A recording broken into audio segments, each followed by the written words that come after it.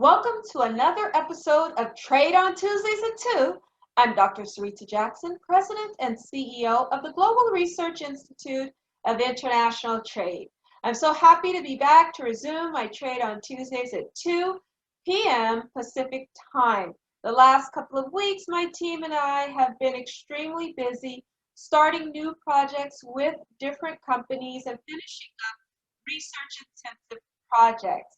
So for that reason, I'm so happy to be back to discuss international trade for about 2 minutes and to share my 2 tips on how you can export competitively.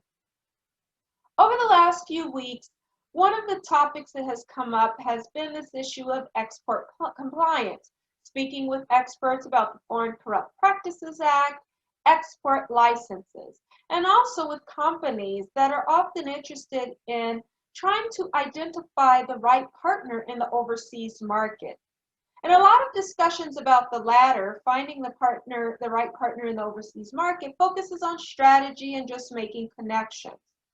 But one key topic, which is the focus of today's Trade on Tuesdays at 2, is, well, what about those unauthorized individuals, where there are restrictions, where you're prohibited to do business with those individuals, that they are not allowed to engage in export transactions with U.S. entities?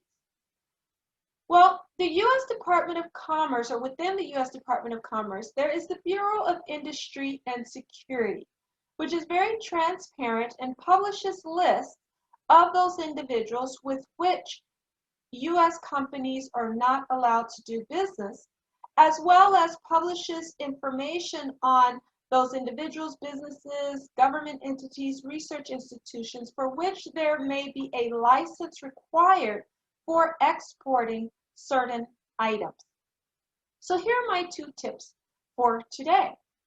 Is number 1, to look at the denied persons list, which is on the Bureau of Industry and Security website at BIS.doc.gov, and that link is also included in the description below.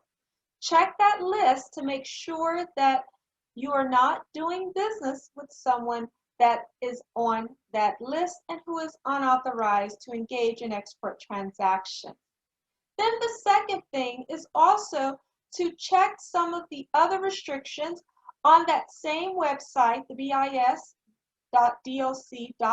There are other lists regarding whether or not certain items require a license, and whether that also includes doing business with certain individuals, businesses, organizations, as I mentioned earlier. To check that same site and look at some of the other lists to make sure that you are in export compliance. So those are my 2 simple tips for today, yet very, very important in the export process. So until the next time, have a great week.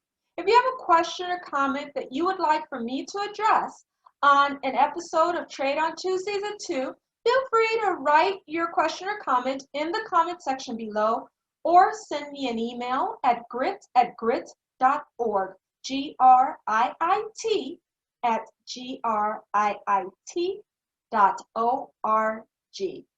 Thank you. Bye-bye.